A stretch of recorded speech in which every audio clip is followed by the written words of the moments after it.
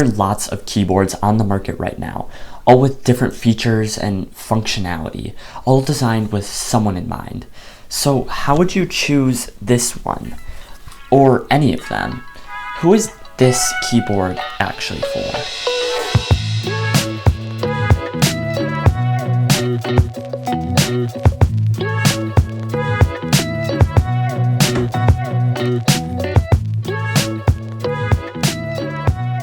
So this is the Logitech MX Keys Mini, a small TKL keyboard meant to rival something of Apple's own Magic Keyboard with Touch ID, with the added functionality of being all device, meaning this can connect to your Mac, PC, iPhone, or even Android, basically anything that has Bluetooth. When you buy this keyboard though, I should warn you, it actually doesn't come with a USB-C receiver in the box, so that means this keyboard is strictly Bluetooth, which tends to be a downside with this keyboard because you don't get that full manual plug-in and you do have to rely on Bluetooth, which as you may know, can be a little shaky sometimes. On the same note of things that come in the box, you obviously get your keyboard, a USB-C charging cable, and obviously no USB receiver and no charging brick since it's 2024. Setting up the keyboard is easy. You do the onboarding and customization through the Logitech Options app, which is a free download for both Mac and Windows. So now you're sitting in front of your new keyboard and you're probably going to notice one of the features of this keyboard, which is the concave keys, which is actually probably one of the biggest design aspects of this mini keyboard. You really don't see this design on many keyboards, so it's a welcome feature. After a couple of months of using it, I found the concave design of the keys to be far more comfortable to type on, as your fingers are kind of shaped for the keyboard, and I definitely find it more comfortable than flat keys, which can be fatiguing at sometimes. The only downside I would say with the concave keys is that they do pick up dirt way more. So obviously the shape makes it so the dirt rests on the keys and crumbs, and just if you spill something on it, it's going to stay around on the keys longer, which is definitely a downside, and you're definitely going to have to clean it more or just have a can of compressed air around.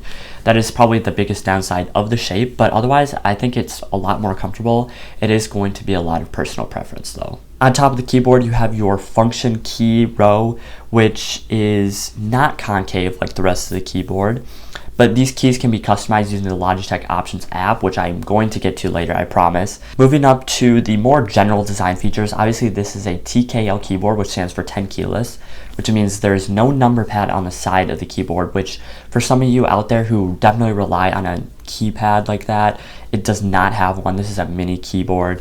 So Logitech does offer a larger size keyboard. It is identical to this one. It looks basically the exact same. It's got all the same features and everything. It is larger, slightly heavier, but it does have that numpad on the side of the keyboard for you guys who definitely need that.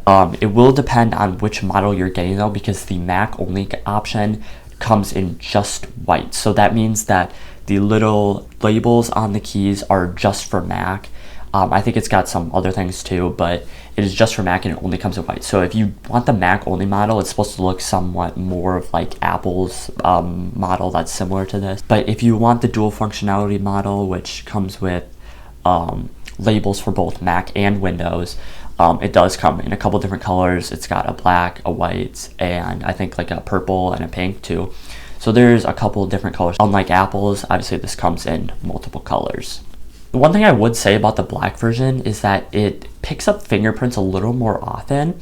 Obviously you can see the fingerprints under a harsh light, which if you're working by a window, you're going to see those fingerprints a little more often. It's not the biggest deal. It is something to note though. And it's something that I've experienced with it, is that the fingerprints tend to stick around for a little longer. If you just have a microfiber, wipe it off once a week, it's going to look totally fine. And it's not something I would suggest not buying the black version for. And I would say the biggest bonus for having a keyboard this size is definitely that it is a mini keyboard. So it takes up very little space on your desk. And if you have a tight workspace, like a smaller desk, I definitely recommend this keyboard because it's thin, it's small in total area, and it's just a great keyboard for its size, which means it's also a lot lighter. I took this in a backpack and I found it to be pretty light. It's not as heavy as some of those higher end mechanical keyboards.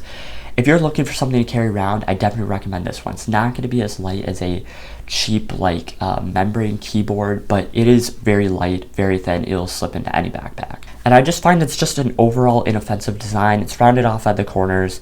It just looks good, and I think it could fit any workflow, any desk. Though, flipping around to the back, one of the other downsides for this keyboard is that it is non-height adjustable, which means there's just a black piece of plastic on the back, which is where it's angled up at. I think it's probably like a 30-degree angle, but yeah, it is not a adjustable height keyboard, so it is going to be stuck at one height, which is about, yeah, again, 30 degrees off your desk. So if that is something you definitely need, I don't recommend this keyboard. It doesn't come with anything to adjust it with. There's nothing to put underneath it. So, and you can't take that off, right? So it's going to be propped up at that angle, which can be a deal breaker for some people. And that is something I definitely do want to mention. And so on the top, you obviously have your USB-C charging port and your on and off switch. You can connect the keyboard wirelessly, obviously, is what most people are going to do with Bluetooth. But then you can also plug it in for a wired connection. Well, I think that covers the major design functionality of this keyboard. So I want to talk over about the more of the typing experience and some of the other functionality with this keyboard. So the best part of this keyboard is probably the tie-in with Logitech Options app. I know I've said that a lot. There's a lot of great things about this keyboard, but one of them is the tie-in with the Logitech Options app.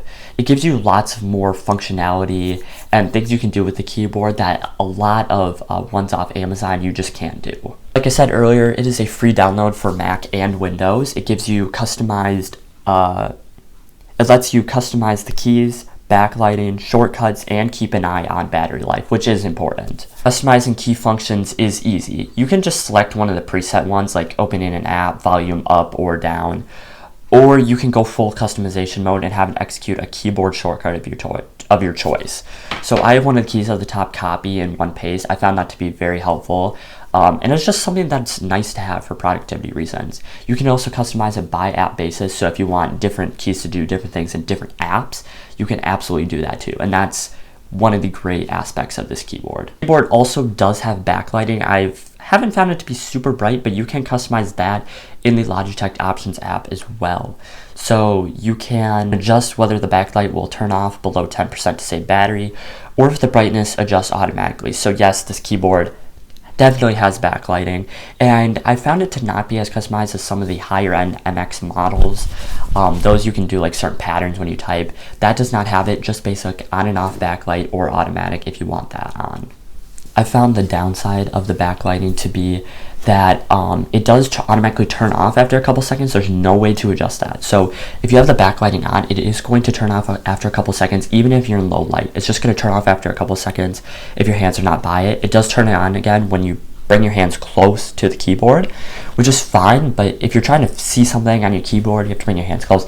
It definitely gets to be a hassle after a while, but I think you do get used to it. And it's just one of the weird quirks of this keyboard. I don't know why they don't just have it always on. It's probably to save battery life, but love it or hate it, it is a feature of the keyboard. I probably mentioned you don't get full functionality of this keyboard if you don't download the app. So if you don't want to download an app, you're not going to get customization, customize of the backlighting. You're not going to get any of that. Obviously, they're pushing you to download the app. It's just really simple, free download from their website, and you get customization over everything. I highly recommend downloading it and just messing around with a couple of things, just setting your preferences. So yeah, I do want to talk about the typing experience a little bit more, which is the concave keys definitely make it more fluid to type and easier to move from one key to the other.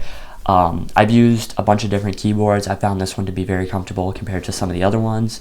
The typing feels really fluid. It even says on the box, ultra fluid typing motion. I've just found the key press to not be super difficult to press down, and yeah, it's relatively easy to get used to this keyboard. And obviously this is a smaller keyboard, so if you need more room to expand your arms out when you type, I wouldn't recommend this one, but it is a regular size keyboard. So, and I've also not found the keyboard to be too loud either, so I'll give you guys a quick typing test so you can see how this sounds.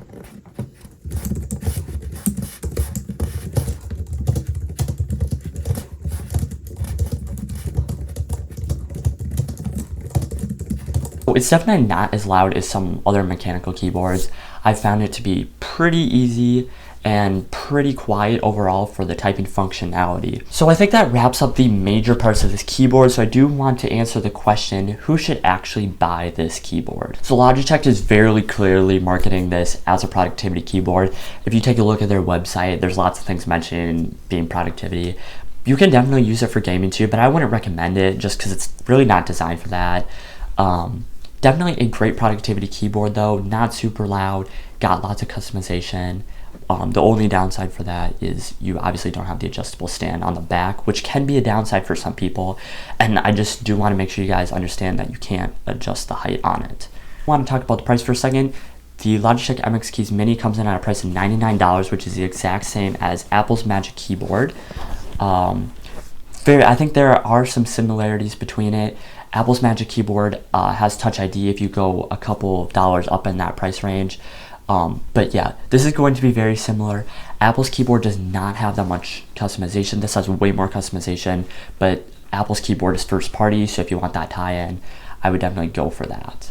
The MX Keys Mini does come down to $89 on sale, and if you buy it from their website, it can go down even more, especially when you get 50% off, which they do offer quite often. And especially if you shop for keyboards around the weekends, Logitech's website offers even more than 50% sometimes. Sometimes they're offering even up to 25%, up to a certain price order around $100. So you can definitely get some serious money off this keyboard if you're buying directly from Logitech, or it does go on sale quite often at Best Buy. I know it goes at least $10 off.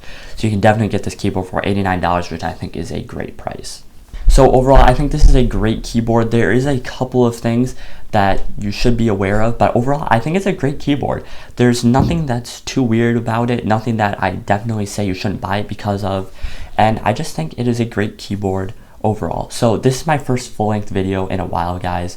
So if you want to see more, let me know down in the comments, and I'll be back with another one soon.